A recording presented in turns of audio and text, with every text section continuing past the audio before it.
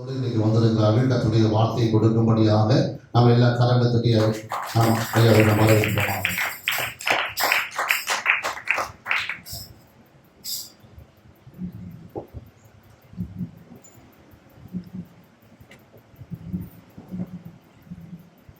இப்போ கிருபையும் அன்பும் மகா இறக்கும் மிக அதிகமாக நேசிக்க நல்ல தகவல். இந்த நல்ல காலை வேலைக்காக நான் நன்றி செலுத்துகிறேன். அடியேனி ஆண்டவரே, இந்த சபையில நீ கூட்டிக் கொண்டு வந்ததற்காகவும் இந்த சபைக்கென்று நீ கொடுத்திருக்கிற வார்த்தைக்காகவும் நன்றி செலுத்துகிறோம். தேவரே, உம்முடைய இரத்தத்தினாலே வாங்கப்பட்ட சபைக்கு நீ வார்த்தைகளை வைத்து உம்முடைய வார்த்தை ஜீவனுள்ளதாகவும் உயிர்ப்பிக்கிறதாகவும் இருக்கிறபடி இங்கே ஒரு எழுப்புதலை நீ தரப்படி தெரிவிக்கிறோம். ஜனங்களோடு நீ பேசுவீரா. நீர் ஜனங்களை பேசும் பொழுது அவர்களுக்கு உணர்வைத்தான், அதை கடைபிடிக்க கிருபைத்தான். உங்களுடைய கருத்தில் இந்த வேலையை நாங்கள் ஒப்புக்கொள்கிறோம். இயேசு கிறிஸ்துவின் நாமத்தில் ஜெபிக்கிறோம் நல்ல பிதாவே, ஆமென். அல்லேலூயா. எத்தனை பேர் சந்தோஷமா இருக்கீங்க? கர்த்தர் நல்லவர். சந்தேகம் இருக்கா? யாருக்கா சந்தேகம் இருக்கப்போ ஆமென் வரலையே நிறைய. கர்த்தர் நல்லவர், கர்த்தர் நல்லவர். இப்பதான் கொஞ்சம் உங்கள்கிட்ட ஒரு சத்தம் வருது. இன்னும் டவுட் வந்துடக்கூடாதுல்ல. இந்த வாரம் நல்லவர்னு கர்த்தருக்கு நம்ம கேட்டுட்டு போவோம். அடுத்த வாரத்துக்குள்ள அவர் ஒரு வேளை கெட்டவரா மாறுறதுக்கு வாய்ப்பு இருக்கு உங்க மனசுல. அவர் எப்போதும் நல்லவர் தான்.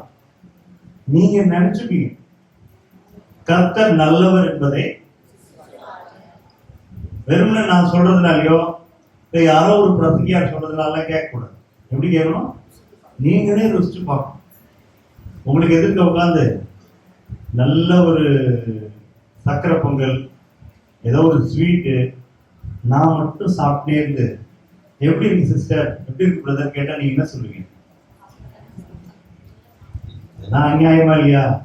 நீங்க சாப்பிட்டுட்டு என்ன கேட்டா என்ன அர்த்தம் கேட்பீங்களா மாட்டீங்க?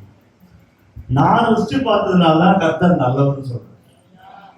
நீங்க ருசிச்சு பார்த்துருந்தீங்கன்னா நான் சொல்றதுக்கு முன்னாடியே நீங்க என்ன பண்ணுவீங்க? அடிக்கடி நம்ம சொல்லிக்கணும். நமக்கெல்லாம் பிரச்சனை வரும்போது, ஏதாவது நெருக்கங்கள் வரும்போது நம்ம என்ன சொல்றோம்? கர்த்தர். குறை சொல்லக்கூடாது. என்ன சொல்லக்கூடாது? அவன் இப்படி, இவன் அப்படி, அது அப்படி, இது அப்படி. வாயில என்ன வரக்கூடாது? ஆண்டவருக்கு பிடிக்காத விஷயம் என்ன சொல்லி பார்க்கலாம். ஆண்டவருக்கு எது பிடிக்காது? முறுமுறுக்கிறது பிடிக்காது. வீட்டுல முறுமுறுப்பீங்களா நீங்கெல்லாம்? எப்படி தலையாடுறதுன்னு தெரியல தானே? இப்படி தலையாடுறதா இல்லை எப்படி தலையாடுறதா தெரியல தானே உங்களுக்கு? எல்லாரும் ஏதோ ஒரு விஷயத்துல ஒரு வார்த்தையாக விடுவோம். கரெக்டா இல்லையா? ஏதாவது இந்த கவர்மெண்ட்டை பத்தி சொல்லுவோம், இல்லை இந்த ஊரை பத்தி சொல்லுவோம், இல்லை பக்கத்து வீட்டை பத்தி சொல்லுவோம், இல்லை கம்பெனில வேலை செஞ்சா சொல்லுவோம். ஆண்டவருக்கு எது பிடிக்காது தெரியுமா? முறுமுறுத்தான் பிடிக்கும். கரெக்டா? ஏன் பிடிக்காது சொல்லுங்க. இப்போ நீங்க இருக்கிறீங்க, நீங்க வீட்டுல வந்து ஒரு தகப்பனா ஒரு தாயா இருக்கீங்கன்னா உங்க பிள்ளைங்க எப்ப பார்த்தாலும் அப்பா சரியில்லை அம்மா சரியில்லைன்னு சொல்லிதான் உங்களுக்கு எப்படி இருக்கும்? சந்தோஷமா இருக்குமா இல்ல துக்கமா இருக்குமா? வருத்தமா இருக்கும். நம்ம இவ்வளவு செய்யறோம், இப்படி சொல்லி தெரியுறாங்க. அதுவும் உங்கள்கிட்ட சொன்னா பரவாயில்ல, பக்கத்து வீட்டுல போய் எங்க அப்பா ஒன்றும் சரியா பாத்துக்கிறது இல்லை அப்படின்னு சொன்னா அது உங்க காதுல வந்து விழுந்துன்னா உங்களுக்கு எப்படி இருக்கும்? ரொம்ப கஷ்டமா இருக்கும். என்னடா அது, நேற்று தான் யூனிஃபார்ம் வாங்கி கொடுத்தோம், ஸ்கூல் ஃபீஸ் கட்டணும், எல்லாம் பண்றோம், அந்த வீட்டுல போயிட்டு இப்படி சொல்லி வைக்கிறேன் நமக்குள்ள, அப்படி நம்ப மாட்டோமா? இப்ப நம்பிக்கை எப்படி இருக்குன்னா, எல்லாத்தையும் கொடுத்துட்டு கர்த்தர் மேலே நம்ம பார்த்துட்டு இருக்காரு. நம்ம குறை சொன்னா எப்படி இருக்கும் அவருக்கு? கஷ்டமா. பரிசுத்த ஆவியை நீங்கள் துக்கப்படுத்தாதீர்கள். ஆண்டவர் எங்கேயோ இருக்காரா இல்ல நம்ம கூட இருக்காரா? புதிய ஏற்பாடு சொல்லுகிறது, நீங்களே அந்த தேவாலயம், பரிசுத்த ஆவியானவர் உங்களில் வாசமாயிருக்கிறார். அப்போ உள்ளே ஆண்டவர் வச்சுட்டு வாயில என்ன பண்ணக்கூடாது? அவருக்கு சத்தம் கேட்குமா கேட்காதா? இந்த முறுமுறுக்குன்னா எப்படின்னா, முறுமுறுப்பு எப்படின்னா, வீடு நல்லா சுத்தம் பண்ணிட்டீங்க. என்ன பண்ணிட்டீங்க? சுத்தம் நல்லா பெருக்கி, நல்லா மாப்லாம் போட்டு நல்லா சுத்தம் பண்ணிட்டீங்க. ஒரே ஒரு எலி மட்டும் செத்து போய் ஒரு 10 நாள் வீட்டு உள்ள இருக்கு. எப்படி இருக்கும் வாசனை? வீட்டுல கமகமன்னு இருக்குமா? லைட்லாம் போட்டு தொடச்சி வீடு சுத்தம் பண்ணியாச்சு. வீட்டுக்குள்ள என்ன இருக்கும்னு ஒரே ஒரு எலி செத்து கிடக்கு. நிறைய எலி கூட கிடையாது. நீங்க என்ன பண்ணுவீங்க? எங்க இருக்குன்னு தெரியல அந்த எலி. ஆனா வீட்டுக்குள்ள போனாலே கப்படி. நீங்க என்னென்னமோ பண்ணி பாக்குறீங்க, எங்க பார்த்தாலும் சுத்தம் பண்றீங்க, இங்க தேடுறீங்க, அங்க அடிக்கிறீங்க. ஆனா என்ன ஆகல? வீட்டுக்குள்ள இருக்க முடியல, நாத்தம் தாங்கல. போய் லாஃப்ட்ல ஏறுவீங்க, அதை நகர்த்துவீங்க, இதை நகர்த்துவீங்க, கடைசியில கதவு வீடுகளாம் ட்ரை பண்ணுவீங்க, கடைசியில எலியை கண்டுபிடிச்சுவீங்க. கஷ்டப்பட்டு வாழை போட்டு கொண்டு போய் எங்கேயாவது கண்காணாத இடத்துல போட்டோடனே வீட்டுல என்ன இருக்காது? என்ன இருக்காது வீட்டுல? அந்த நாத்தம் இருக்கு பாத்தீங்களா, அதுதான் முறுமுறுப்பு. யாரால இருக்க முடியல? நம்மளாலே நம்ம வீட்டுல. அப்போ நீங்க எல்லாத்தையும் செஞ்சு அருமையா வீடெல்லாம் தொடச்சு வீட பளபளன்னு வச்சு ஒரு எலி செத்து இருந்தா எப்படி உங்க வீட்டுல இருக்க முடியாதோ, அதே போல எல்லாம் செஞ்சு நீங்க ஜபம் பண்ணி கர்த்தருக்கு ஊழியம் செஞ்சு உபவாசம் இருந்து காணிக்கை கொடுத்து பைபிளும் வாசி முருகத்துக்கு எப்படி இருக்கும் ஆண்டவருக்கு? அந்த எலி செத்த மாதிரியே இருக்கும். அவரால் என்ன பண்ண முடியாதாங்க? கர்த்தர் எப்படியா அவர் உங்கள் மத்தியில உலாவுகிற தேவனா? எத்தனை பேர் ஆமென் சொல்றீங்க? எங்கேயோ உலாவுற தேவரா? நம்ம மத்தியில உலாவுறா? நம் மத்தியில உலாவுகிற. அது எனக்கென்று ஒரு வாசஸ்தலத்தை உண்டு பண்ணுவாயாக. அது எப்படி இருக்கணுமா? பரிசுத்தமாய் இருக்கணும். ஏனென்றால் ஆண்டவர் சொல்றார், நான் பரிசுத்தராய் இருப்பது போல நீங்களும் பரிசுத்தமா. பரிசுத்தமா இருக்குன்னா நீங்க ட்ரெஸ் மட்டும் சுத்தமா போட்டு பிரோஜனம் கிடையாது. பரிசுத்தம் என்னது? உள்ளேயும் பரிசுத்தம், வெளியேயும் பரிசுத்தம். உள்ள பரிசுத்தம்ன்றா நான் சொன்னேன், உள்ள முறுமுறுப்பு இருக்கக்கூடாது, கோபம் இருக்கக்கூடாது, எரிச்சல் இருக்கக்கூடாது, களவு இருக்கக்கூடாது, அசுத்த சிந்தனை இருக்கக்கூடாது. இதெல்லாம் அந்த எலியை ஞாபகம் வச்சுங்க. எப்பெல்லாம் இந்த நான் என்ன ஞாபகம் வச்சுக்கணும். இந்த பிரதர் வந்து எலியை பத்தி பேசிட்டு போனா ஞாபகம் வச்சு. டக்கு உங்களுக்கு ஏதாவது ஒரு கெட்டது பண்ணீங்கன்னா உங்களுக்கு என்ன ஞாபகம் வரணும்? எலி செத்து போனது ஞாபகம். ஐயோ ஆண்டவருக்கு இந்த எலி செத்த நாசம் முடியாத. உடனே நீங்க ஏதாவது முறுமுறுத்துட்டீங்க, கொஞ்சம் எலி செத்த வாசனை வந்து போச்சு. நீங்க என்ன பண்ணுவீங்க? உடனே எலியை தூக்கி போட்டு என்ன கேட்கணும்? ஆண்டவர் வந்து உங்க வீட்டுக்கு கெஸ்ட் மாதிரி, உங்க வீட்டுக்கு கெஸ்ட் ஆட்டம். ரொம்ப தூரத்துல இருந்து வந்திருக்காருன்னு வச்சுங்களேன். ரொம்ப காலத்துக்கு முன்னாடியே அவரை பார்த்தது, அவர் ரொம்ப நெருங்கிய ஒரு கெஸ்ட் உங்க வீட்டுக்கு வந்திருக்காரு வச்சுக்க நினைச்சுக்க. அவர் உங்க வீட்டுல தான் தங்க போறாரு ஒரு வாரம். அப்போ நீங்க இந்த எலியோட இருக்க முடியுமோ? உங்களாலே இருக்க முடியாது. இன்னொருத்தர் இருப்பாங்களோ? இருக்க மாட்டாங்க. அப்போ நம்ம எப்படி வாழணும்னு ஆண்டவர் நிறைய விஷயங்களை சொல்லியிருக்கு. இன்றைக்கு ஆதார வசனமா ஏசாயால இருந்து ஒரு வார்த்தை எடுக்கப்படும். உங்களுக்கு எல்லாருக்கும் தெரிஞ்ச வசனம். வாசிக்கலாமா? யார் வாசிக்க போறாங்க?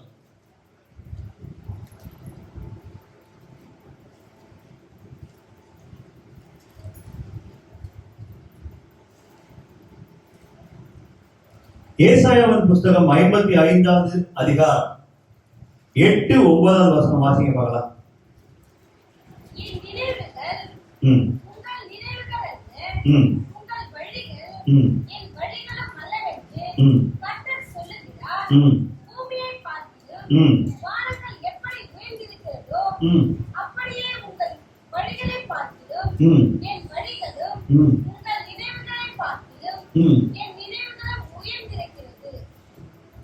ஆண்டவர் ரெண்டு விஷயம் சொல்றாரு உங்களுக்கு. 55வது அதிகாரத்துல சிஸ்டர் நீங்க இன்னொரு ஒரு தடவை வாசிக்கணும் அதே வசனம்.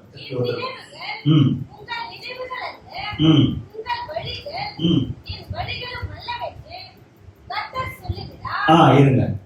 என் நினைவுகள் உங்கள் வழிகள். இதுல ரெண்டு விஷயம் சொல்றாரு. ஒண்ணு, நீ நினைக்கிற மாதிரி நான் நினைக்கல. இன்னொன்னு என்ன சொல்றாரு? நீ நடக்கிற மாதிரி. ரெண்டுமே தப்புன்ற. நீ நினைக்கிற பத்தியா ஒண்ணு, அது மாதிரி நான் நினைக்க மாட்டேன். நீ எப்படி வழி நடக்கிறியோ அதுவும் நடக்க மாட்டேன். அடுத்த வசனம் வாசிங்க. பூமியை பார்க்கிலும் ம் வானங்கள் எப்படி உயர்ந்திருக்கிறதோ ம் அப்படியே உங்கள் வழிகளை பார்க்கிலும் ம் என் வழிகளும் உங்கள் நினைவுகளை பார்க்கிலும் ம் என் நினைவுகளும் உயர்ந்திருக்கிறது. என்ன சொல்றாரு? முதல் விஷயம் இல்லைன்றாரு. ரெண்டாவது வசனத்துல என்ன சொல்றாரு? என்ன சொல்றாரு? முதல் விஷயம் இல்ல, நீங்க உங்களை மாதிரி நான் நினைக்கல, நீங்க நடக்கிற மாதிரி நான் நடக்கல. ரெண்டாவது வசனத்துல உங்களை விட உயர்ந்தது இந்த பூமி வானம். இதுக்கு எவ்வளவு டிஸ்டன்ஸ்? எவ்வளவு டிஸ்டன்ஸ்?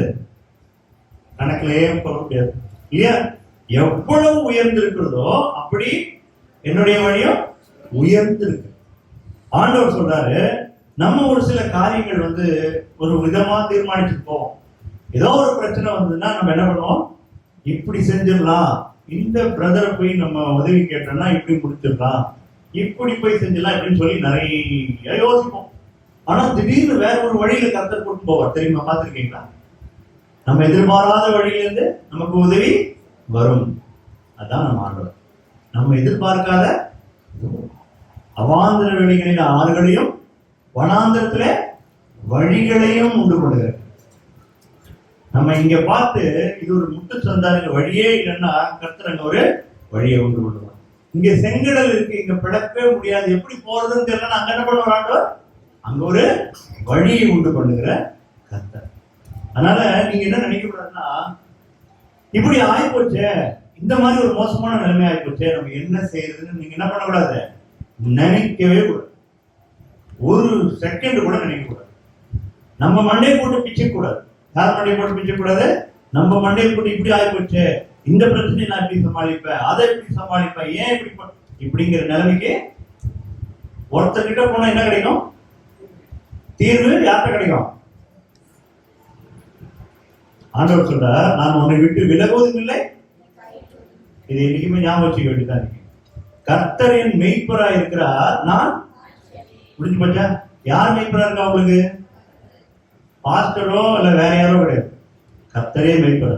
மேபி இந்த சபையில உங்களை மேய்க்கிறவரா இருக்கலாம், ஆனா உண்மையா நமக்கு யார் மெய்ப்பர்? நானே நல்ல மெய்ப்பன். யார் சொன்னா? நானே நல்ல மெய்ப்பன். தன் நல்ல மெய்ப்பன் தன் ஆடுகளுக்காக ஜீவனையும், ஏதோ நேரம் கொடுக்குறாரு, ஆகாரம் கொடுக்குறாரு, சாப்பாடு கொடுக்குறாரு இல்ல, ஜீவனையும் கொடுத்தவர் நம்ம கர்த்தர். உயிரே கொடுத்தவருக்கு வேற எல்லாத்தையும் கொடுக்கறது சாதாரண விஷயம் தானே இல்லையா? ஆமென் சொல்லலாமா? எல்லாத்தையும் கொடுக்கிற கர்த்தர். அவர் வழி வேறு வழியில் இருக்கு, நீங்க நினைச்சு பார்க்க முடியாத வழி. அதுக்கு ஆதாரமா ஒரு சில காரியங்கள் நம்ம நினைப்போம், இப்படிதானே போச்சு அப்படின்னு சொல்லி நினைப்போம். ஆனா கர்த்தர் சொல்றாரு அப்படி கிடையாதுன்னு சொல்லி நம்மோட பேசுறாரு. 1 சாமுவேலின் புத்தகம் 16வது அதிகாரம் 1வது வசனத்திலிருந்து வாசிக்கலாம். சாமுவேலை நோக்கி, இஸ்ரவேலின் மேல் ராஜாவாய் இராதபடிக்கு நான் புறக்கணித்து தள்ளினேன். சவுலுக்காக நீ என்ன மட்டும் துக்கித்துக் கொண்டிருப்பாய்? நீ உன் கொம்பை தைலத்தால் நிரப்பிக் கொண்டு வா. பெத்லெகேமிலுள்ள ஈசாயின் இடத்துக்கு உன்னை அனுப்புவேன். அவன் குமாரரில் ஒருவனை நான் ராஜாவாக தெரிந்து கொண்டேன். சரி, இந்த நான் இதோட ஸ்டாப் பண்ணுங்க. நான் திருப்பி சொன்ன பிறகு வாசிக்கலாம். முதல் வசனத்துல எல்லாம் சொன்னாரு, சவுலுக்கு பதிலாக கர்த்தர் என்ன பண்ண போறாரு? என்ன பண்றாரு? தாவீதை தெரிந்து கொண்டு. எல்லாருக்கும் தெரியுமா தாவீது? எத்தனை பேருக்கு தெரியும்? ஒருத்தரும் கை தூக்குறீங்க, வேற யாரும் தெரியாதா? தாவீதை கர்த்தர் தெரிந்து கொள்கிறார். இப்போ சாமுவேல்ங்கிற ஒரு தீர்க்கதரிசி அனுப்புறார். இதுல ஒரு ஃபேமஸான வசனம் உங்களுக்கு எல்லாருக்கும் தெரியும். நான் சொல்றீங்க நீங்க, நான் பாதி சொன்ன நீங்க மீதிய சொல்லிடுங்க. மனுஷனோ முகத்தை பார்க்கிறார், கர்த்தர் பார்க்கிறார் இருதயத்தை. நம்மள என்ன பார்ப்போம்? முகத்தை பார்த்து இந்த நல்லவன் கேட்டவன் பேசிருப்போம், கரெக்டா இல்லையா? ஆண்டவர் எங்க பார்ப்பார்? நீங்க அதனால என்ன பண்ணக்கூடாது? அதனாலதான் ஆண்டவர் சொல்றாரு, என் வழிகள் உன் வழி இல்ல, உன் நினைவு என் நினைவு இல்ல. மேலோட்டமா பார்த்து நம்ம முடிவு எடுப்போம், அது தப்பு கிடையாது. நம்மளுடைய நிலைமை அப்படின்னு ஆண்டவர் சொல்றாரு. நமக்கு அவ்வளவுதான் தெரியும். நம்ம போய் ஒருத்தர் இருதயத்தை பார்க்குற அளவுக்கு நமக்கு என்ன கிடையாது? ஒருவேளை அவங்க கூட பழகிட்டீங்கன்னா என்ன பண்ணுவீங்க, அவருடைய இதயம் அப்படின்னு உங்களுக்கு தெரிஞ்சு போயிடும். அப்ப என்ன பண்ணுவீங்க, அவன் நல்லவர்தான் அது கெட்டவர்தான் கண்டுபிடிச்சிருவீங்க. ஆரம்பத்துல என்ன பண்ண முடியாது, அதனாலதான் நிறைய பேர் ஏமாந்து போறோம். இவனை நம்பி இவங்கிட்ட கடன் கொடுத்தங்க, கடைசியில என்ன பண்ணிட்டா ஏமாத்திட்டு போயிட்டாங்கன்னு சொல்லுவீங்களா மாட்டீங்களா? அதான் இப்போ சாமுவேல் தீர்க்கதரிசி அவர் தான் இருக்கிறதுலே பெரிய தீர்க்கதரிசி, ஆரம்பத்துல முதல் தீர்க்கதரிசி. அவர் போறாரு, அவர் வந்து ஒரு ஈசாயின்னு ஒருத்தர் வீட்டுல போய் நான் சொல்றவனை நீ போய் அபிஷேகம் பண்ணி ராஜாவா ஆக்குன்னு சொல்றாரு. ஒவ்வொருத்தரா பண்றாரு. 7வது வசனம் வாசிக்கணும். கர்த்தர் சாமுவேலை நோக்கி, ம் நீ இவனுடைய முகத்தையும் ம் இவனுடைய சரீர பலத்தையும் பார்க்க வேண்டாம். ம் நான் இவனை புறக்கணித்தேன். ம் மனுஷன் பார்க்கிறபடி நான் பாரேன். ம் மனுஷன் முகத்தை பார்ப்பான், ம் கர்த்தரோ இருதயத்தை பார்க்கிறார் என்றார். இப்போ அவர் போய் சாமுவேல் போய் இன்டர்வியூ பண்றாரு. என்ன பண்றாரு, இன்டர்வியூ பண்றாரு. ஒவ்வொருத்தரையா பாக்குறாரு. ஒவ்வொருத்தரையா பார்த்து இவரோட நடந்து பார்க்கலாம், இவர் ராஜா கேத்த நடை இருக்குதா, எங்க வாக் பண்ணி பார்க்கலாம், ராஜா மாதிரி நடக்கிறானான்னு பாக்குறாரு. இவ்வளவு ஹைட்டா அழகா இருக்கான், இவன் ராஜாவுக்கு உட்கார வச்சா எப்படி இருக்கும், கரெக்டா இருக்கும் அப்படின்னு நினைக்கிறாரு. ஒண்ணு பார்த்து இவனெல்லாம் நான் ரிஜெக்ட் பண்ணிட்டேன். என்ன பண்ணிட்டாரு, இவன் கிடையாது, இவன் கிடையாது, இவன் கிடையாது, இவன் கிடையாது, இவன் கிடையாது. கடைசியில ஆண்டவர் சொல்ற 11வது வசனம் வாசிங்க. பிள்ளைகள் இவ்வளவுதானா? ம் என்று ஈசாயை கேட்டான். ம் அதற்கு அவர், ம் இன்னும் எல்லாருக்கும் இளையவன் ஒருவன் இருக்கிறான். ம் அவன் ஆடுகளை மேய்த்துக் கொண்டிருக்கிறான் ம். என்றார். அப்பொழுது சாமுவேல் ம் ஈசாயை நோக்கி ம் ஆள் அனுப்பி ம் அவனை அழைப்பி, ம் அவன் இங்கே வரும்பட்டும் நான் வந்திருக்க மாட்டேன் என்றார். இப்போ ஆண்டவர் வந்து சாமுவேல் என்ன கேட்கிறாரு, இவ்வளவுதான் பிள்ளைகளா உங்க வீட்டுல, இந்த வீட்டுல ஏகப்பட்ட பிள்ளைகள், 7 பிள்ளைகள் நினைக்கிறேன், இவ்வளவுதான் பிள்ளைகளான்னு கேட்டவொடனே அவங்க அப்பா என்ன சொல்றாரு, இன்னும் ஒருத்தர் இருக்கான், அவன் தான் கடை குட்டி, அவன் எங்க இருக்கான், இப்போ ஆடு மேய்ச்சிட்டு இருக்கான், அவன் என்ன பண்ண போறான், அவன் தூக்கு. இந்த அப்பா என்ன நினைச்சாரு, இத்தனை பேர் ராஜா மாதிரி இருக்கிறாங்க நம்ம பிள்ளைங்க, இவங்கெல்லாம் நல்ல வயசு வந்த பிள்ளைகளா இருக்கிறாங்க, இவங்கள யாராவது ஒருத்தர ராஜாவாகட்டும்னு நினைச்சா இங்க அந்த நினைப்புல மண்ணு விட்டு போச்சு. இப்போ நீங்க நினைக்கிறது நான் நினைக்கிறது நடக்காது. யார் நினைச்சது நடக்கும், கர்த்தர் நினைச்சது. அதனாலதான் யோபு சொல்றாரு, கர்த்தர் நினைத்தது தடைபடாது. யார் நினைச்சது தடைபடாது. அதனாலதான் நாம் எதை கேட்டாலும் அவருடைய சித்தத்தின்படி கேட்கணும். எப்படி கேட்கணும், சித்தத்தின். ஏதாவது ஒண்ணு உங்களுக்கு ஏறுமாறா நடந்தா நீங்க என்ன பண்ண, அதுதான் முறுமுறுக்காதீங்கன்னு சொன்னேன். நீங்க நினைச்சது நடக்காம ஏதோ ஒண்ணு உங்க வீட்லயோ உங்க காரியங்கள நடக்குதுன்னா நீங்க என்ன பண்ணணும், இப்படி ஆயிப்போச்சே அப்படின்னு சொல்லக்கூடாது. கர்த்தர் நல்லவர், அவர் சகலத்தையும் நன்மைக்கு ஏதுவாக, நன்மைக்கு ஏதுவா நடத்துறோம். நமக்கு தெரியுமா இல்ல அவருக்கு தெரியுமா, அவருக்கு தான். அதனால நீங்க என்ன ஆகக்கூடாதுன்னா, இதெல்லாம் செலக்ட் பண்ணலையே, இதெல்லாம் நடக்கலையே, நம்ம இவனுக்கு பண்ணணும்னு நினைச்சோமே, இவனை செய்யணும்னு நினைச்சோமே, இவனுக்கு கிடைக்காம வேற ஒருத்தர் கிடைச்சது நீங்க நினைக்க கூடாது. கர்த்தர் எதை செஞ்சாலும் சரியாதான் செய்யும். ஆமென் சொல்லலாமா? நம்ம குடும்பத்துல நம்ம வாழ்க்கையில கர்த்தர் எதை செய்தாலும் சரியாதான் செய்யும். ஏன்னா கர்த்தர் முதலே சொன்னேன், வந்தவொடனே என்னது, கர்த்தர் நல்லது. இன்னொரு தடவை சொல்லாம எல்லாரும் சத்தமா கர்த்தர். இப்போ தாவீது வந்து செலக்ட் பண்ணியாச்சு. 13வது வசனம் வாசிங்க. அப்பொழுது சாமுவேல் ம் தைல கொம்பை எடுத்து ம் அவனை அவன் சகோதரன் நடுவிலே அபிஷேகம் பண்ணினான். ம் அந்நாள் முதல் கொண்டு ம் கர்த்தருடைய ஆவியானவர் தாவீதின் மேல் வந்து இறங்கி இருந்தார். ம் சாமுவேல் எழுந்து ராமாவுக்கு போய்விட்டார். தாவீதை செலக்ட் பண்ணியாச்சு. தாவீதை செலக்ட் பண்ண பிறகு ஆவியானவரும் அவர் மேல இறங்கியாச்சு. இதுல என்ன தெரிஞ்சுக்கிறோம்னா, நாம நினைக்கிறது இல்லை, இப்ப சொன்னதுதான். யார் நினைக்கிறது, அவர் நினைக்கிறது தான். அவர் நினைக்கிறது நடந்தா சந்தோஷப்படும். நம்ம ஏதோ ஒண்ணு நினைக்கிறோம், இது மாத்தி நடந்ததுன்னா நம்ம என்ன பண்ணோம், சந்தோஷப்படணும். ஆண்டவர் செஞ்சுட்டாரு, ஆண்டவர் வந்து இதை முடிவெடுத்துட்டார். இதுக்குள்ள நான் போய் எந்த ஒரு காரியம் பண்ணணும். அதனாலதான் திருமண விஷயமா இருக்கட்டும், உங்களுடைய எந்த ஒரு காரியமா இருக்கட்டும், நீ கர்த்தரிடத்துல போய் வச்சுக்கணும். நான் போய் முரண்டு பிடிக்கூடாது, இந்த பொண்ணை நான் பிடிச்சி வச்சு இந்த பொண்ணை தான் நான் கட்டுவேன், இந்த பிள்ளைய பிடிச்சி பண்ணிட்டு நம்ம சொல்லவே கூடாது. நான் சொல்றது புரியுதா? ஆண்டவர்கிட்ட போய் பாதப்படியில் வச்சிடணும். அவரோட பலிபீடத்துல என்ன பண்ணணும், உங்களுடைய எந்த விருப்பமும் ஒண்ணு இருக்கலாம், விருப்பம் எது ஒன்னாலும் இருக்கலாம். ஆனா எதை கொண்டு எங்க வைக்கணும், கர்த்தருடைய சமூகத்துல. கர்த்தருடைய சமூகத்துல வச்சா என்ன பண்ணுவார், கர்த்தர் சித்தமானால் அதை வாய்க்க பண்ணுவார், சித்தம் இல்லைன்னா வேறு ஒன்று மேலானதை உங்களுக்கு தருவார். ஆமென் சொல்லாமா? அதாவது நம்ம ஒண்ணு செலக்ட் பண்றோம், இது நல்ல குவாலிட்டி, இதை கொடுக்க மாட்டேங்கிறார். அவர் ஒண்ணு கொடுக்குறார், அது எப்படி இருக்கும்? இதை விடவும் உயர்ந்தது. அதுதான் நம்ம ஆண்டவர். ஆண்டவருக்கு தெரியும் இந்த எல்லாரையும் விட தாவீது தான் நம்மளுடைய பேச்சுக்கு கீழ்ப்படிவா, தேசத்தை நன்மையாய் ஆளுவான்னு சொல்லி கர்த்தருக்கு தெரியும். அதனால இவங்க செலக்ட் பண்றதுலாம் கிடையாது. அதனால நான் சொல்றவன போய் நீ அபிஷேகம் பண்ணுன்னு கர்த்தர் சொல்றார். இதுல இருந்து என்னன்னா அவருடைய வழியும் டிஃப்ரெண்டா இருக்கு, நினைவுகளும். அடுத்த விஷயம் நம்ம வாசிக்கலாம். நியாயாதிபதிகளின் புஸ்தகம் 7வது அதிகாரம் 1வது வசனத்திலிருந்து 8வது வசனம் வரைக்கும் வாசிக்கலாம். அப்பொழுது கிதியோனாகிய யெருபாகாலும் அவனோடு இருந்த ஜனங்கள் யாவரும் காலத்தை எழுந்து புறப்பட்டு ஆரோன் என்னும் நீரூற்றில் விட்ட பாளையம் நெருங்கினார்கள். மீதியானியரின் பாளையம் அவனுக்கு வடக்கே மோரே வீட்டிற்கு பின்னால் பள்ளத்தாக்கிலே இருந்தது. அப்பொழுது கர்த்தர் கிதியோனை நோக்கி, நான் மீதியானியரை உன்னோடு இருக்கிற ஜனத்தின் கையில் ஒப்புக் கொடுக்கிறதற்கு அவர்கள் மிகுதியா இருக்கிறார்கள். என் கை என்னை ரட்சித்தது என்று இஸ்ரவேல் எனக்கு விரோதமாக வீம்பு பேசுகிறதற்கு இடமாகும்.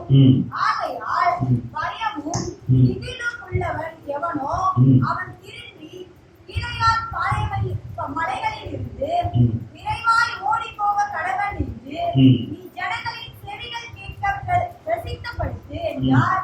அப்பொழுது ஜனத்தின் 20,000 பேர் திரும்பி போய்விட்டார்கள், 10,000 பேர் மீதியாய் இருந்தார்கள். கர்த்தர் கிதியோனை நோக்கி, ஜனங்கள் இன்னும் அதிகம் அவர்களை தண்ணீர் அண்டைக்கு இறங்கி போக பண்ணு, அங்கே அவர்களை பட்சித்து காட்டுவேன். உன்னோடு கூட வரலாம் என்று நான் யாரை குறிக்கிறேனோ அவன் உன்னோடு கூட வர கடவன். உன்னோடு கூட வரலாகாது என்று நான் யாரை குறிக்கிறேனோ அவன் உன்னோடு கூட வராதிருக்க கடவன் என்றார். அப்படியே அவர் ஜனங்களை தண்ணீர் அண்டைக்கு இறங்கி போக பண்ணினான். அப்பொழுது கர்த்தர் கிதியோனை நோக்கி, தண்ணீரை ஒரு நாய் நப்பும் பிரகாரமாக அதை தன் நாவினாலே நக்குகிறவன் எவனோ அவனை தனியேயும், குடிக்கிறதற்கு முழங்கால் ஊன்றி குடிக்கிறவன் எவனோ அவனை தனியேயும் நிறுத்து என்றார். தங்கள் கைகளில் அள்ளி தங்கள் வாய் கெடுத்து நக்கி கொண்டவர்கள் 300 பேர். மற்ற ஜனங்கள் எல்லாம் தண்ணீர் குடிக்கிறதற்கு முழங்கால் ஊன்றி குடித்தார்கள். அப்பொழுது கர்த்தர் கிதியோனை நோக்கி, நக்கி குடித்த அந்த 300 பேராலே நான் உங்களை ரட்சித்து மீதியானியரை உன் கையில் ஒப்புக் கொடுப்பேன். மற்ற ஜனங்கள் எல்லாரும் தங்கள் தங்கள் இடத்திற்கு போக கடவர்கள் என்றார். 8வது வசனம் வாசிங்க. அப்பொழுது ஜனங்கள் தங்கள் கையில் தின்பண்டங்களையும் எக்காளங்களையும் எடுத்துக் கொண்டார்கள். மற்ற இஸ்ரவேல் எல்லாரையும் தங்கள் தங்கள் கூடாரங்களுக்கு அனுப்பிவிட்டு அந்த 300 பேரை மாத்திரம் வைத்துக் கொண்டார். 300 பேரை மாத்திரம் வைத்துக் கொண்டார். முதல்ல ஆரம்பிச்சது 8,000 பேரு.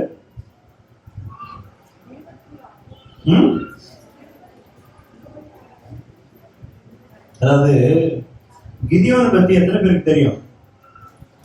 யாருக்கா தெரியுமா? கிதியோன் ஒருத்தர் என்ன பண்றாரு, மீதியானியர் கேள்விப்பட்டிருக்கீங்களான்னு தெரியாது. அவங்க எல்லாம் இஸ்ரவேல் ஜனங்களுக்கு விரோதமான எதிரிகள்னு வச்சுக்கல. அவங்க என்ன பண்றாங்க, நீங்க என்னதான் விளைச்சல் விவசாயம் பண்ணி எது செஞ்சாலும் என்ன பண்ணுவாங்கன்னா கரெக்டா அறுவடை பண்ணும்போது வந்துருவாங்க. என்ன பண்ணுவாங்க, அறுவடை பண்ணும்போது வந்து எல்லாத்தையும் காலி பண்ணிட்டு போயிடுவாங்க. நீங்க வச்சிருக்கிறது எல்லாத்தையும் சுத்தமா காலி பண்ணிட்டு போயிடுவாங்க. இவன் என்ன பண்றான், பயந்து போய் ஒரு தனியா ஒரு இடத்துல போரடிச்சு அதை எடுக்கலான்னு பார்த்தா அப்பதான் ஆண்டவர் வந்து அவனுக்கு தரிசனமாகிறார். நான் அதாவது ஆண்டவர் சொல்றாரு, கிதியோனாகிய யெருபாகால் அவனுடைய ஜனங்கள் யாரும் காலமே ஏற்படப்பட்டு ஆரோக்கியத்திற்கு கிட்ட பாளையம் இறங்கினார்கள். அதாவது இவங்க எல்லாரும் எங்க போறாங்கன்னா இவர்களுக்கு விரோதமாக யுத்தம் பண்ண போகிறார்கள். யுத்தம் பண்ணும்போது ஆண்டவர் வந்து ஒரு ஐடியா கொடுக்கிறார். நம்ம எப்படின்னா நம்ம கையில ஏகப்பட்ட பட்டயம், கத்தி, ஈட்டி இது எல்லாத்தையும் கொண்டு போவோம். ஆனா கர்த்தர் சொல்றாரு, இந்த இவங்கெல்லாம் வேணாம், நான் ரிஜெக்ட் பண்றேன். ஒரு 300 பேர் அவங்களுக்கு எல்லாம் வாட்டர் டெஸ்ட் வைக்கிறார். என்ன டெஸ்ட்? Water test. தண்ணீர் அன்னைக்கு போய் தண்ணீரை குடிச்சு யாரு நக்கி குடிக்கிறானோ அவனை மட்டும், ஏன் நக்கி குடுக்குறதுன்னு சொல்றாரு சொல்லி பார்க்கலாம். மற்றவெல்லாம் அள்ளி அள்ளி குடிச்சா, இவங்க மட்டும் என்ன பண்ணாங்க? நக்கி குடிச்சாங்க. நக்கி குடிச்சோன்னா அர்த்தம்னா அவங்களுக்கு கவனமெல்லாம் எங்க இருக்குது? கவனம்லாம் எங்க இருக்கு? கிதியோனும் அவருடைய கூட இவங்க எல்லாம் போறாங்க. எதுக்கு போறாங்க? யுத்தம் பண்ண போறாங்க. யுத்தம் பண்றது இவங்களுக்கு, இவங்க கவனத்தோட கவனமா இருக்காங்க. நம்ம அள்ளி அள்ளி தண்ணியை குடிச்சு வயிறு ஃபுல்லா நிரப்பணும் என்ன ஆகும்? சொல்லுங்க. ஒன்றும் பண்ண முடியாது. நீங்க யுத்தம் பண்ண முடியாது. எங்கேயாவது ஓரமா உட்கார வேண்டியது. அவங்க அலர்ட்டா இருக்காங்க. நக்கி குடிச்சான்னு போட்டு என்ன விஷயம் சொல்ல வரேன்னா, நம்முடைய பராக்கிரமமோ நம்மளுடைய புத்திசாலித்தனமோ இல்லை. ஆண்டவர் சொல்றாரு, இத்தனை பேர் அனுப்பிச்சிருக்கு, 23,000 பேர் அனுப்பிச்சிருக்கு, இங்க இருக்கிற 300 பேர் எனக்கு போதும். இப்ப நம்ம வழிகள்னா எப்படி? நம்மளுடைய நினைவுலாம் எப்படி?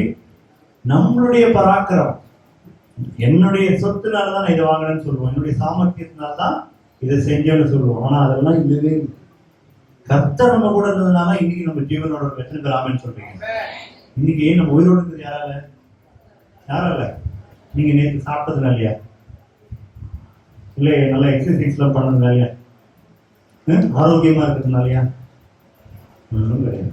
இன்னைக்கு ஆண்டவர் நம்மளுடைய உயிரோட வச்சிருக்கிற அவருடைய கிருபை, கர்த்தருடைய கிருபையினால இன்னைக்கு நீங்களும் நானும் பேசிக்கிட்டு இருக்கோம். இன்னைக்கு நான் மேடையில இருந்து பேசுறேன், நீங்க கேட்டு இருக்கீங்க. உங்களுக்கு ஒரு பெரிய வித்தியாசம் இல்லை. தேவனே எல்லாத்துக்கும் பின்னாடி இருக்காரு. நான் சொல்றது புரியுதா? அப்போ இந்த பராக்கிரமசாலியை கிதியோனை பார்த்து ஆண்டவர் சொல்றது என்னன்னா, இன்னைக்கு நீங்க நானும் திரும்பப்பட்டு போயிருக்கலாம். எத்தனையோ விஷயங்களை திரும்பப்பட்டு போயிருக்கலாம். எத்தனையோ பேர் உங்களை ஏமாத்திருக்கலாம். இல்ல நீங்க ஏதோ வேதனையில, வியாதியில கஷ்டத்துல இருக்கலாம், கடல்ல கஷ்டத்துல இருக்கலாம். உங்களை நீங்களே மனசு போட்டு நொந்துகிட்டு இருக்கலாம், என்ன இப்படி ஆயிடுச்சு அப்படின்னு. ஆனா கர்த்தர் சொல்ற, நீ அப்படி நினைக்காத, நான் உன்னை பார்த்து என்ன சொல்ல போறேன்னா பராக்கிரமசாலி. பலசாலின்னு யார் சொல்றா? பலவீனன் யாரும் நம்ம என்ன சொல்லணுமா? பலவான் என்று சொல்லுவானாக. என்னை பலப்படுத்துகிற கிறிஸ்துவினால இனி நானல்ல, கிறிஸ்துவே இதுக்குள்ள ஜீவிக்கிறேன். எல்லா இடங்களிலும் என்னை வெட்டி திறக்க பண்ணுகிற கர்த்தர் சொல்லலாமா நம்ம? அப்போ ஒவ்வொருத்தரும் நம்ம எழுதுக்கும் போதே நம்மளுடைய வாயின் வார்த்தை எப்படி இருக்கணும்? நல்லதா இருக்கும். இன்னைக்கு என்னை கர்த்தர் ஆசீர்வதிச்சிருக்கிறார், கர்த்தர் என்னை இன்னைக்கு நடத்துவார், கர்த்தர் என் மேய்ப்பதா இருக்கிறார். நம்ம வார்த்தையில அப்படி என் நிலைமையே ஆகி போச்சு பிரதர், நான் என்ன பண்ண போறேன்னே தெரியல அப்படி சொல்லக்கூடாது. புரியுதா உங்களுக்கு? உங்க வாய் வார்த்தையில தவறான வார்த்தைகள்.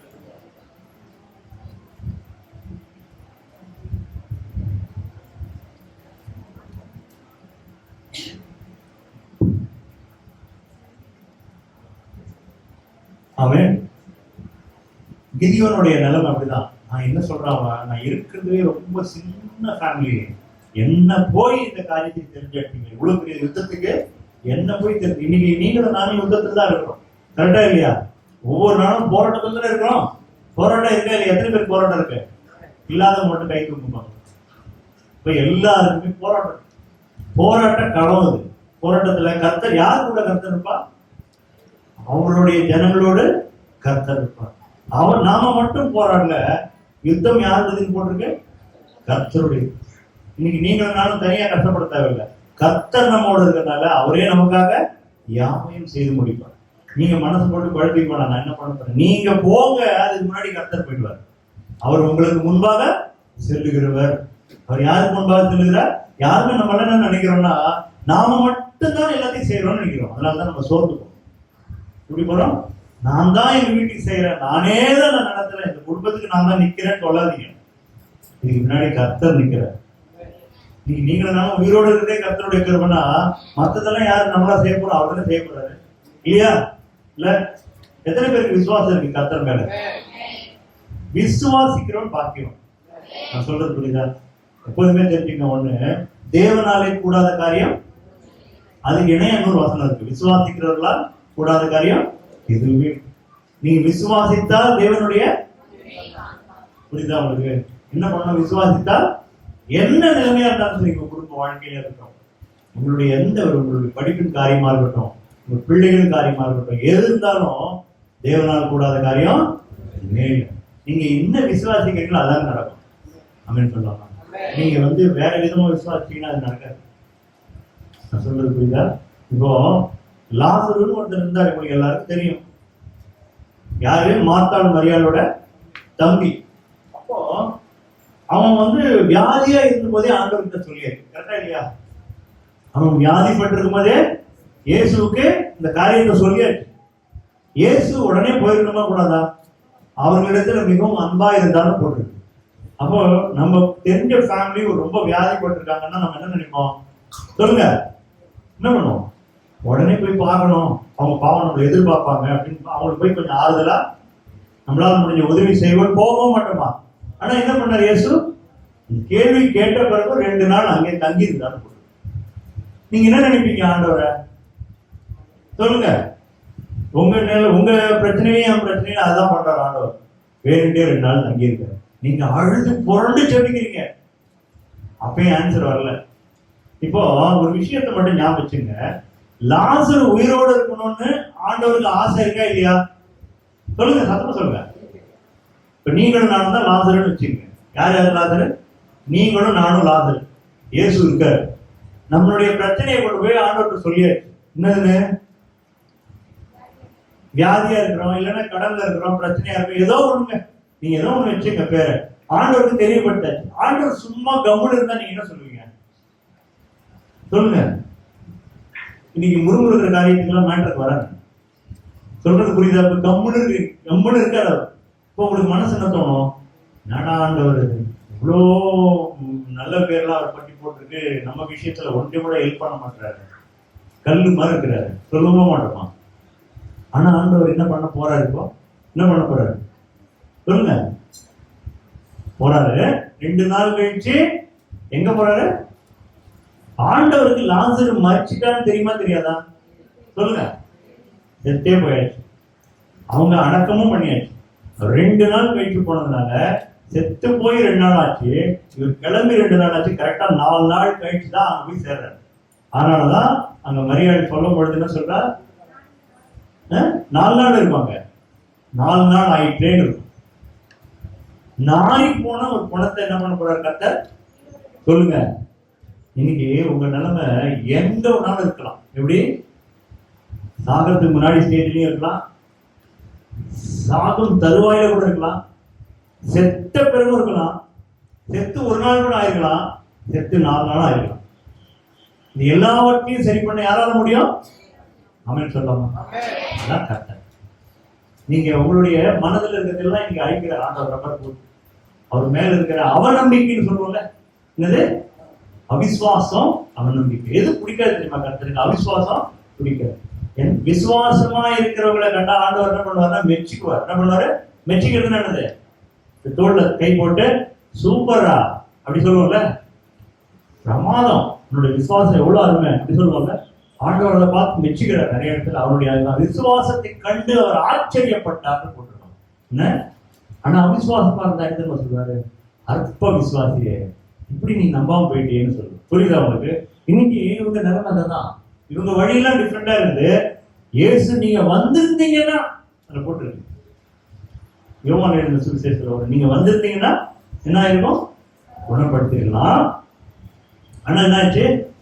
லேட்டா வந்துட்டீங்க. இப்ப ஆண்டவர் சொல்றாரு, நீ விசுவாசித்தா. நம்ம என்ன நினைக்கிறோம்? செத்து போனா அவ்வளவுதான் நினைக்கிறோம். ஆண்டவர் என்ன நினைக்கிறாரு? செத்து போனா உயிரோட எழுப்பிடுவேன, முடிஞ்சு போச்சு. செத்து போனா என்ன? கர்த்தரால் கூடாத காரியம். அவர் தானே அந்த உயிரையே உண்டாக்கினார். அது அழுகி போனார்னா, நாரி போனார்னா அதை பத்தி உடனே கர்த்தரால் கூடாத காரியம் தான் ஒண்ணுமே இல்லையே. உன் குடும்பத்தை கர்த்தர் உயர்த்த வல்லவராக இருக்கிறாங்க. சொல்றீங்க நீங்க எந்த நிலையில இருந்தாலும் சரி. நான் சொல்றேன் இங்க இருந்து. நான் போன வாரம் நம்ம சபையில இது பண்ணும்போது ஒரு ஃபேமஸ் அட்வர்டைஸ்மெண்ட் ஒன்று வரும். பிரீத்திக்கு நாங்க கேரண்டின்னு சொல்லுவாங்க. பாத்திருக்கீங்களா? பிரீத்தி மிக்ஸிக்கு யார் கேரண்டியா? இப்ப நம்ம சொல்லணும், நம்ம மத்தவங்களை பார்த்து, கர்த்தருக்கு நான் கேரண்டி. நீங்களும் நானும் சொல்லணும், எங்க கர்த்தருக்கு. நீங்க யாரையாவது இந்து சகோதரர்களோ சகோதரிகளோ வேற மதத்தினர் பார்த்தா இந்த காரியத்தை என் கர்த்தரால் கூடும். எத்தனை பேரு வியாதியில, கேன்சர் நோயிலிருந்து, மோசமான நிலையிலிருந்து கர்த்தர் உயர்த்துறா தெரியுமா? வியாதியை சுத்தம் பண்றா தெரியுமா? எத்தனை பேர் நீங்க கேள்விப்பட்டிருப்பீங்களா? தெரியல, நான் கேள்விப்பட்டிருக்கேன். இறந்து மறித்தவங்களையும் கர்த்தர் உயிரிழை பண்றாரு, இன்னைக்கும் பண்ணிட்டு இருக்கு. எதுக்கு சொல்ல வரேன்னா, என் நினைவுகளும் கர்த்தருடைய நினைவுகளும் வேற வேற. நம்ம நினைக்கிறது வேற, அவர் நினைக்கிறது வேற. இந்த கிதியோனோட ஆட்கள் வந்து என்ன பண்ணாங்கன்னா, நிறைய பேரோட போய் நம்ம அந்த மீதியான ஆட்கள் துன்பம் பண்ணிடலாம். ஆண்டவர் சொல்றாரு, நீங்க பண்றது இல்ல, நான் பண்றதுதான். நீங்க இத்தனை பேர் போனா மகிமையெல்லாம் நான் செஞ்சேன்னு சொல்லி உங்களுக்கு போயிடும். இந்த 300 பேரோட நான் பண்ணேன்னா என்னாச்சு? அத்தனை பேரையும் வேட்டி அடிக்கிறாரு. அந்த 300 பேரை வச்சு. இந்த 300 பேரும் பெருசா. நீங்க இந்த வசனத்தை வீட்டுல போய் இந்த நியாயாதிபதியோட புத்தகத்தை, இந்த அதிகாரத்தை வாசிச்சு பாருங்க. அந்த 300 பேரும் போய் கத்தியாலெல்லாம் சண்டை போடல. என்ன பண்ணாங்க தெரியுமா? ஒரு பானையில நெருப்பு வச்சு சுத்தி நின்று அவங்க வந்து ஆர்ப்பரிக்கிறாங்க. அந்த சத்தத்திலே ஓடி போயிட்டாங்க. நீங்க வாசிச்சு பாருங்க. அப்ப கர்த்தருடைய வழிகள் வேறு விதமா இருக்கும். நீங்க நினைச்சு கூட பார்க்க முடியாத அளவுக்கு உங்க வாழ்க்கையில் நடக்கும். கர்த்தர் அவ்வளவு நல்லவர். அடுத்த வசனம் வாசிப்போம்.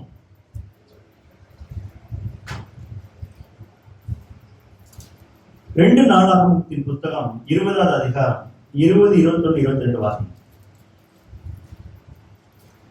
அவர்கள் அதிகாலமே எழுந்திருந்து தெக்கோவாவை வனாந்தரத்திற்கு போக புறப்பட்டார்கள்.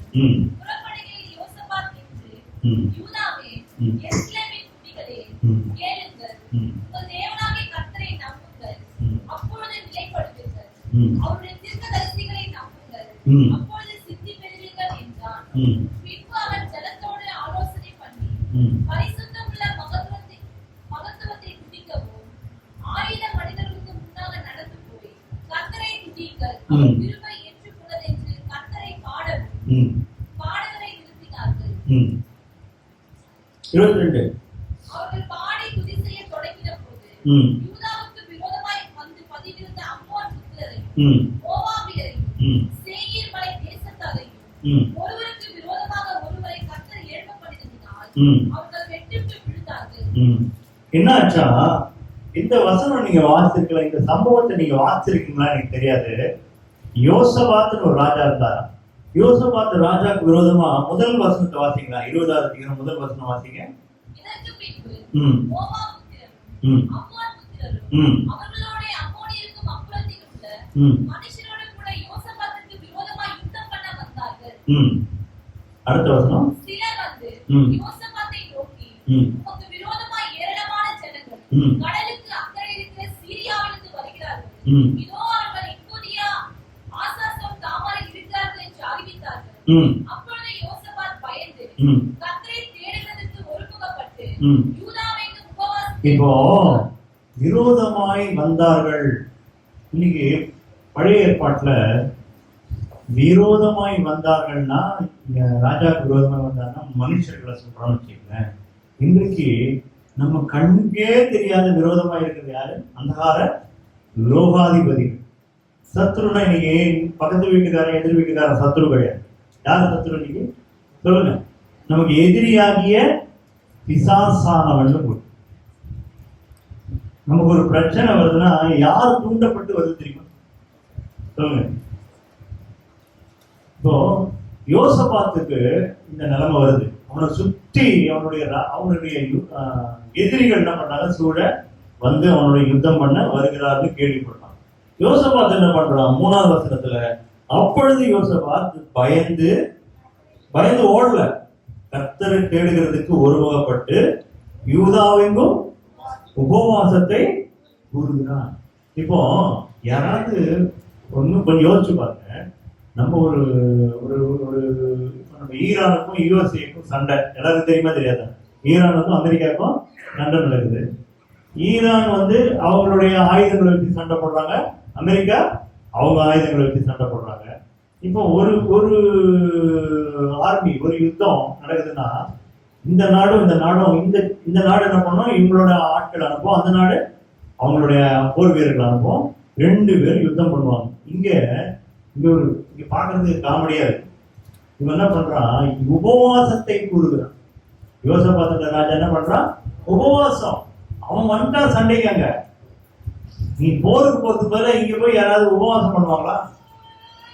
அதனாலதான் நம்மளுடைய பிரச்சனைன்னு வந்தா நம்ம எங்க போக கூடாது? எங்க போக கூடாது?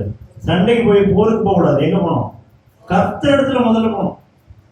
எல்லாரும் என்ன பண்ணுவாங்க? வியாதி வந்தா எல்லா டாக்டரையும் பார்க்க போயிடுவாங்க. போனா தப்பு கிடையாது, கர்த்தரை மறந்துடும். கடைசியா ஒரு ஆப்ஷன் வச்சுப்பாங்க, சரி இனிமேல் ஜெபத்தையாவது பண்ணி பார்ப்போம்.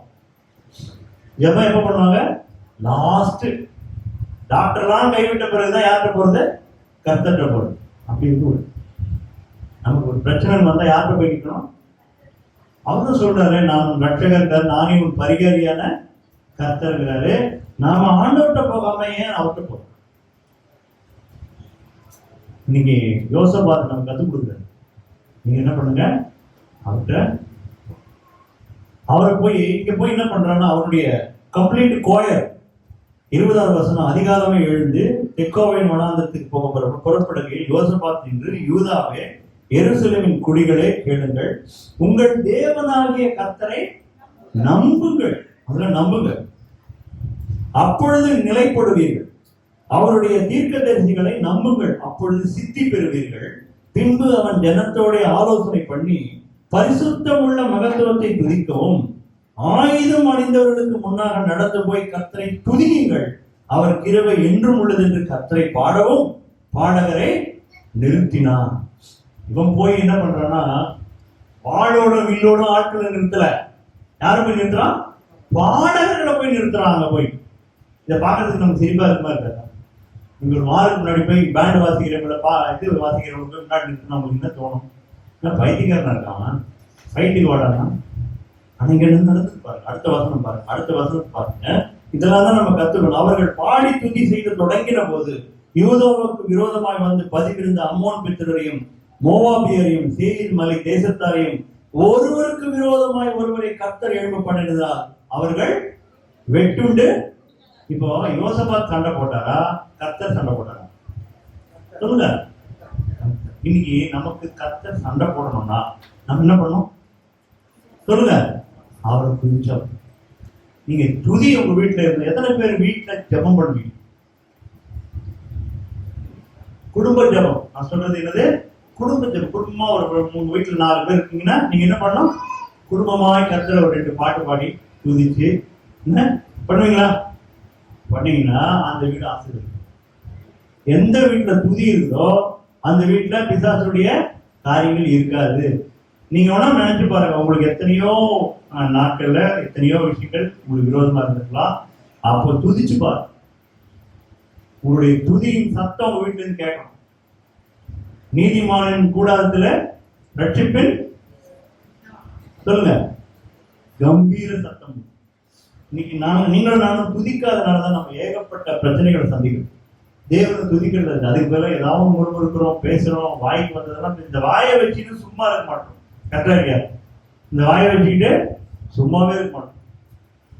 அதனாலதான் ஆண்டவர் சொல்றார், உன் வழி என் வழி இல்ல, உன் நினைவு என் நினைவு இல்ல, உன் நினைவை காட்டிலும் என் நினைவுக்கும் பெருசு, உன்னுடைய வழிகளை காட்டிலும் என்னுடைய வழிகள் உயர்ந்ததுன்னு கத்தது.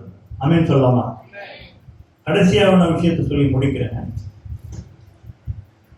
இந்த வசனம் உங்களுக்கு தெரியும்.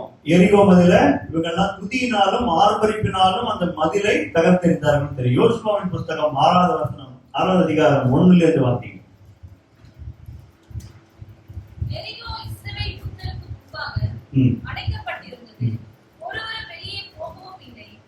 இப்போ ஒரே விஷயமா என்ன பண்ணிட்டு நம்ம போறோம், நமக்கு முன்னாடி அடப்பட்டிருக்கு.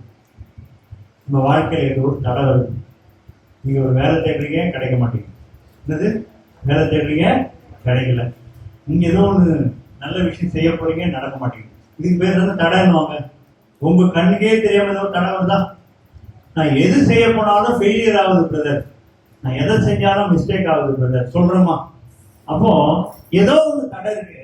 இங்க சொல்யூஷன் இருக்கு, வேதத்துல அதுக்கு தீர்வு இருக்குது. வேதத்துல கர்த்தர் நமக்கு சொல்லி கொடுக்குறாரு. வாசிங்கம்மா திரும்பி. எரிகோ இஸ்ரவேல் புத்திரருக்கு முன்பாக அடைக்கப்பட்டிருந்தது, ஒருவர் வெளியே போகவும் இல்லை, ஒருவர் உள்ளே வரவும் இல்லை.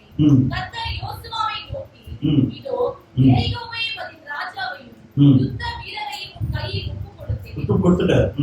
யுத்த புருஷனாகிய நீங்கள் அனைவரும் பட்டணத்தை சூழ்ந்து ஒரு தரம் சுற்றி வாருங்கள். இப்படி 6 நாள் செய்ய கடவீர்கள். 7 ஆசாரியரின் பெட்டிக்கு முன்பாக 7 கொம்பு எக்காளங்களை பிடித்துக் கொண்டு போக வேண்டும். 7ஆம் நாளில் பட்டணத்தை 7 தரம் சுற்றி வர கடவர்கள். ஆசாரியர் எக்காளங்களை ஊத வேண்டும்.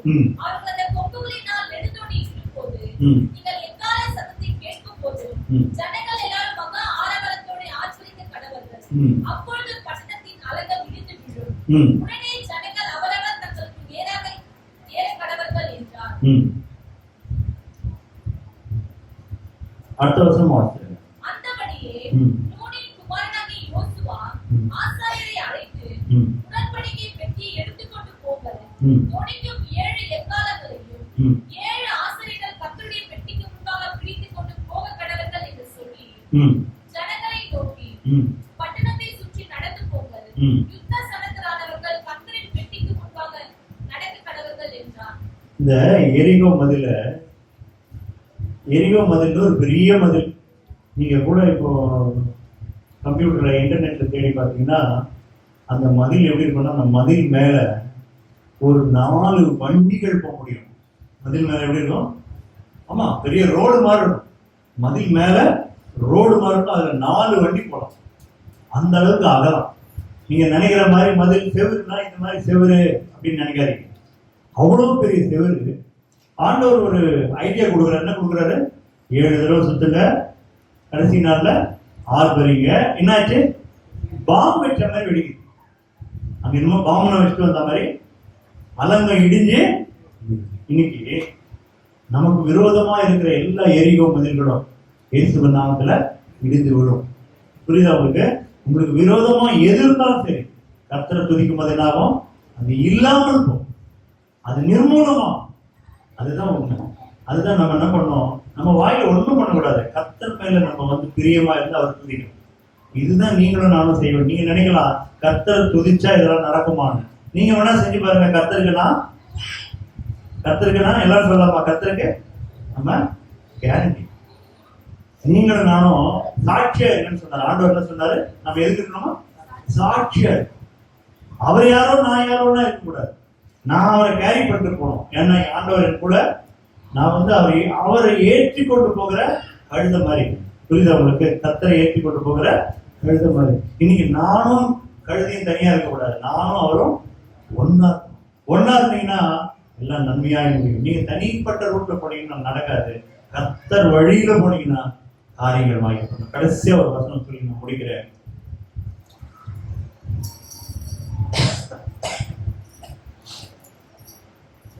ஒன்னு கொரிந்தியர் 1:27 வாசி.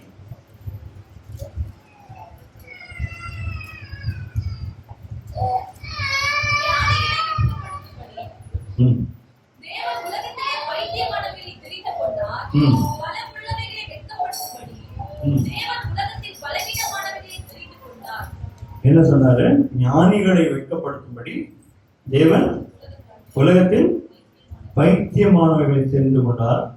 பலம் உள்ளவைகளை வெட்கப்படுத்தும்படி தேவன் உலகத்திலே பலவீனமான நம்மை தெரிந்து கொண்டார். நம்மெல்லாம் அதுவும் பெரிய காலேஜில் படிச்சு பெரிய PhD படிச்சு டாக்டரு அதெல்லாம் கிடையாது. சாதாரண மனுஷர்கள். உலகத்தில் இருக்கிற எல்லா ஞானிகளையும் வெட்கப்படுத்தும்படி கர்த்தர் நம்ம எல்லாம் தெரிந்து கொண்ட ராஜாக்களாகவும் ஆசாரியர்களாகவும் அவருடைய சொந்த ஜனமாகவும் நம்ம எல்லாம் ஏற்படுத்தி வச்சிருக்கு. நீங்க நினைக்கிறீங்க நம்மளாம் இன்னைக்கு ஏதோ சபையில உட்காந்துருக்கோம், நம்மளாம் ஒன்றும் பெரிய ஆள் கிடையாது. கர்த்தருடைய பார்வையில நம்மளாம் பெரிய நாம. நீங்களும் நானும் ராஜா. கர்த்தருடைய பார்வையில வேற யாரும் ராஜா கிடையாது. நீங்களும் நானும் ராஜா. நம்ம நினைக்க கூடாது தப்பா. நம்ம பாக்குறதுக்கு சிறுமை நம்மளெல்லாமே நம்ம ரொம்ப குறைச்சி மதிப்பிடுவோம். தெரியுமா? கிட்ட இருக்கிற ஒரு கெட்ட பழக்கம் தெரியுமா? நம்மளெல்லாமே ரொம்ப குறைச்சி மதிப்பிடுவோம். அவங்கெல்லாம் பெரிய ஆளு, அவங்கெல்லாம் நல்லா இருக்காங்க, நம்ம ஏதோ சின்ன ஆளு. கிதியோனை பார்த்தா ஆண்டவர் சொன்னாரு, நீ சின்ன ஆளா கிடையாது, பெரிய ஆளு. கர்த்தர் பார்வையில நம்மலாம் யாரு? பெரிய. கர்த்தர் நம்ம வச்சிருக்கிற நீங்களும் நானும் ரொம்ப சிறுபட்டு. பிசாசு உங்க காதல சொல்றான். என்ன சொல்றான்? நீலாம் ஒண்ணுமே கிடையாது, உன் ஜெபம்லாம் கேட்கக்கூடாது. யார் சொல்றா? நீ தேவனுக்கு உகந்தவனே கிடையாது, நீ ரொம்ப சிறுமப்பட்டவன். யார் சொல்றா? பிசாசு. ஆண்டவர் உங்களை பார்த்து சொல்றாரு, நீ ஆசீர்வதிக்கப்பட்டவர், நீ பராக்கிரமசாலி, நான் உன்னுடையவன் சொல்லி ஆண்டவர் நம்மை பார்த்து. அதனாலதான் பைத்தியமானவைகளை நம்ம என்ன பைத்தியம்னா நமக்கு இருக்கு கிடையாது. என்ன மீனிங்னா ஞானிகள் பார்வையில நம்மளாம் பைத்தியம். ஆண்டவர் பத்தி சொன்னா ரோட்ல போறவங்க சொல்லுவான், இவங்க பைத்தியமா இருக்காங்க. யாரோ 2000 வருஷத்துக்கு முன்னாடி ஒரு இறந்து போனாரோ மரித்தாரோ சிலுவையில, அவர் மூலமா பாவம் மன்னிப்பு கிடைக்குதா, அதனால இவங்க பரிசுத்தவான்களா அப்படின்னு சொல்லி யார் கிண்டல் பண்ணுவான் தெரியுமா? யார் கிண்டல் பண்ணுவான்? ரொம்ப படிச்சவன், ரொம்ப அறிவாளி, கிறிஸ்தவத்தை பார்த்து கிண்டல் தான் பண்ணுவோம். ஆண்டவர் சொல்ற அந்த சுவிசேஷத்தினால நமக்கு ரட்சிப்பு. யாரோ ஒருத்தர் நமக்கு சுவிசேஷம் சொன்னதுனால நான் அன்னைக்கு ரட்சிக்கிறவங்களை வச்சிருக்கிற பரலோகத்துல உட்கார்ந்து இருக்கிறதுக்கு சமம். எத்தனை பேர் ஆமென் சொல்றீங்க? பரலோகத்துல உட்கார்ந்துக்கிறதுக்கு சமம். தேவனுடைய நீயும் பரிசுத்தமாய்க்கிற யாரோட ரத்தத்தை கொடுத்து வாங்கியிருக்கிறாரு? இயேசுவின் ரத்தம். சாதாரண ரத்தம் இல்ல, விலையேற பெற்ற ரத்தம். எத்தனை பேர் ஆமென் சொல்லுவீங்க? விலையேற பெற்ற ரத்தத்தினால கர்த்தர் என்ன பண்ணிருக்காரு? சுத்திகரித்து அவருடைய பிள்ளைகளாகும்படி. யாரோட பிள்ளைகள்? நம்ம பிச்சைக்காரன் பிள்ளை கிடையாது. யாரோட பிள்ளை? தேவாதி தேவன், வானத்தையும் பூமியும் சர்வத்தையும் சிருஷ்டித்தவருடைய பிள்ளைகள் நீங்களும் தான். அதை மறந்துடாதீங்க. சாத்தான் கிட்ட சொல்லுங்க, சாத்தான் பிசாசு உங்க காதல தப்பா சொன்னா நீங்க என்ன சொல்லணும்? நான் தேவனுடைய பிள்ளை. ஆமென் சொல்லாமா? நான் கர்த்தருடைய பிள்ளை, நான் ஆசீர்வதி. அடிக்கடி சொல்ல எல்லாரும் சொல்லுங்க பாருங்க, நான் ஆசீர்வதிக்கப்பட்டேன். சொல்லுங்க, நான் தேவனுடைய பிள்ளை, இயேசுவின் ரத்தத்தினால் கழுவப்பட்டவன். சொல்லுங்க, இயேசுவின் ரத்தத்தினால் கழுவப்பட்டவன். என்னை பலப்பட்டு கிறிஸ்துவினால எல்லாவற்றையும் செய்ய எனக்கு பலன் உண்டு. எல்லாம் சொல்லலாம், எல்லாரும் எழுதி நிக்கலாமா? கர்த்தர் நல்லவர். அல்லேலூயா. ஆண்டவர் நமக்கு சொன்ன வார்த்தைகளை நினைவு கூறலாம். நம்மலாம் ஏதோ சிறுமைப்பட்டவர்களோ ரோட்ல கிடக்கிறவர்களோ கிடையாது. கர்த்தர் நம்ம எல்லாம் தெரிந்து கொண்டு, எத்தனை பேர் சொல்றாங்க தெரிந்து கொண்டோம்? ஆமென் சொல்றோம். கர்த்தர் நம்ம தெரிந்து கொண்டார். எத்தனையோ பேர் தேவனை அறியாம இந்த பூமியில, இந்த தேசத்துல எத்தனையோ பேர் பார்க்கிறோம். எவ்வளவோ அரசியல்வாதிகள் பார்க்கிறோம். தேவனை அறியாம ஊழலும் லஞ்சமும் வாங்கி கொண்டு எத்தனையோ பேர் மக்களை ஏமாற்றி கொண்டிருக்கிறார். ஆனால் கர்த்தர் நம்ம எல்லாம் தெரிந்து கொண்டு நம்மை சுத்திகரித்து பரிசுத்தமாய் இந்த சபையில வைத்திருக்கிறார். நமக்கு என்று ஒரு நல்ல மேய்ப்பரை கர்த்தர் கொடுத்திருக்கிறார். நமக்கு தினந்தோறும் ஆகாரம் கொடுக்கிறார், உறைவிடம் கொடுக்கிறார், உடை தருகிறார். கர்த்தர் நம்மை போஷித்து வழி நடத்துகிறார். நமக்கு என்று நித்திய ஜீவனை கொடுத்திருக்கிறார். அல்லேலூயா. நாம் ஜெபிக்கலாம். நல்ல பிதாவே, இந்த நல்ல அருமையான காலை வேளைக்காக நன்றி செலுத்துகிறோம். ஆமாண்டவரே, எங்களுடைய நினைவுகள் உங்களுடைய நினைவுகள் வேறு வேறு ஆகும். நாங்கள் நினைக்கிறபடி நீங்க நினைக்கிறோமா? எங்களை குறித்து நாங்கள் தவறா நினைப்போம். நாங்கள் இந்த வழியில போலாம்னு நினைப்போம். அது அந்த வழி உம்முடைய வழியா இருக்காது. ஆண்டவரே, இன்றைக்கும் இத்தனை சம்பவங்கள் மூலமாய் வேதத்துல எத்தனையோ இடங்கள் ஆண்டவரே மனுஷர்கள் ஒரு விதமாய் நினைப்பார்கள். ஆனால் நீர் எத்தனையோ நன்மைகளை செய்து அவர்களை அருமையாய் கூட்டி சேர்த்து அவர்களுக்கு பாடம் புகட்டினீர். இன்றைக்கும் நாங்கள் சிறுமைப்பட்டு வந்திருக்கலாம், கடன் பிரச்சனையில வந்திருக்கலாம், வேதனையோடு வந்திருக்கலாம், வியாதியோடு வந்திருக்கலாம், கஷ்டத்தின் மத்தியில வந்திருக்கலாம். நான் இந்த காரியத்தை குறித்து நாளைக்கு என்ன செய்ய போறேன், நாளைய தினம் வருது மண்டே அன்னைக்கு நான் என்ன செய்ய போறேன் அப்படின்னு சொல்லி வேதனையோடு நீங்க இருக்கலாம். ஆண்டவர் சொல்லுகிறார், வழி இதுவே என்று சொல்லுகிற சத்தம் உன் பின்னாலே கேட்கும். நீ இடதுபுறம் வலதுபுறம் சாயும் பொழுது கர்த்தர் அதை சொல்லுவார், நான் உன்னோடு கூட இருக்கிறேன், நான் உன்னை விட்டு விலகுவதும் இல்லை, உன்னை நான் கைவிடுவதும் இல்லை என்று ஆண்டவர் சொல்லுகிறார். நல்லவரும் வல்லவரும் அவர் நம்மோடு கூட இருக்கிறது. நான் சதா காலங்களில் நான் உங்களோடு கூட இருக்கிறேன், நான் எப்பொழுதும் உங்களை காப்பாற்றுகிற கர்த்தர் என்று ஆண்டவர் சொல்லுகிறார். நாம் நம் மீது வைத்திருக்கிற அக்கறையை காட்டிலும் கர்த்தர் நம் மீது அதிக அக்கறை கொண்டவராய். அல்லேலூயா. ஆண்டவர் நன்றி செலுத்துகிறோம். நல்ல ஆண்டவரே, இந்த அருமையான வேளையில் இந்த சபைக்கு இந்த ஜனங்கள் மேல் இது இறக்கப்பட்டு நல்வார்த்தைகளை கிதியோன் மூலமாகவும் யோசபாத் மூலமாகவும் தாவீதின் காரியங்கள் மூலமாகவும் இயேசு கிறிஸ்துவின் வழியின் மூலமாகவும் நீர் எங்களோடு கூட பேசி நீர் எங்களோடு கூட வாழ்ந்து கொண்டிருக்கிற ஒரு நல்ல கர்த்தர். நான் உங்கள் மத்தியில உலாவி நான் உங்கள் தேவனாய் இருப்பேன், நீங்கள் என் ஜனங்களாய் இருப்பீர்கள் என்று சொன்னவர். நீங்கள் எங்கள் மத்தியில உலாவுகிற தேவன். உம்முடைய வாசஸ்தலம் எங்கள் மத்தியில இருக்கானவரே. எந்த சாத்தானின் கிரியம், எந்த பிசாசின் கிரியம் எங்களை ஒன்றும் செய்யாது. எந்த கட்டுகள் இருந்தாலும் இயேசுவின் நாமத்தில் அந்த கட்டுகள் உடைக்கப்படும். இயேசுவின் நாமத்துல தேவரே, நீர் எங்கள் மத்தியில மகிமைப்படுங்க, எங்களை உயர்த்துங்க. ஆண்டவரே, எங்கள் சிறுமையான நிலைமையை மாற்றி கிதியோனுக்கு தந்த அந்த அதே போல ஒரு விடுதலையை எங்கள் வாழ்க்கையில் நீர் தந்து ஆண்டவரே, இந்த பொல்லாத நிலைமையிலிருந்து ஒரு நல்ல நிலைமைக்கு எங்களை கொண்டு வரும். கர்த்தருடைய நாமம் மகிமை தரப்படத்தக்கதான ஒரு வாழ்க்கை எங்களுக்கு தந்த ஆசீர்வாதம், இந்த சபையில இந்த ஆசீர்வாதமையும் அனைவருக்கு உண்மை குறித்த சுவிசேஷத்தை சொல்லி உம்முடைய வார்த்தையினாலே அவர்களை பலப்படுத்தி ஆத்துமாக்களை கொண்டு வர எங்களுக்கு கிருபை தாரும். தேவரீர் நீர் எங்களை ரட்சித்திருக்கிறீர். ஆண்டவரே, உமக்கென்று ஊழியம் செய்வது எங்களுக்கு பாக்கியம். ஆண்டவரே, நாங்கள் ஒருவனாய் உம்மிடத்துல வரக்கூடாது, ஒரு கூட்ட ஜனமாய் உம்மிடத்துல வர வேண்டும். ஆண்டவரே, பரிசுத்த கூட்டத்தை உமக்கென்று நீர் ஆயத்தப்படுத்திருக்கிறீர். நீரே எங்கள் நல்ல மேய்ப்பராய் இருக்கிறீர். இந்த ஜனங்களுக்கு போதுமான பலத்தையும் ஆரோக்கியத்தையும் ஆசீர்வாதத்தையும் கொடுத்து கர்த்தர் பெரிய காரியங்கள் சபையில செய்ய முடியாது ஜெபிக்கிறோம். உடைய கருத்துல எங்கள் யாவரையும் ஒப்புக் கொடுக்கிறோம். இயேசு கிறிஸ்துவின் நாமத்திலே வேண்டிக் கொள்கிறோம். ஜீவனுள்ள நல்ல பிதாவே. ஆமென்.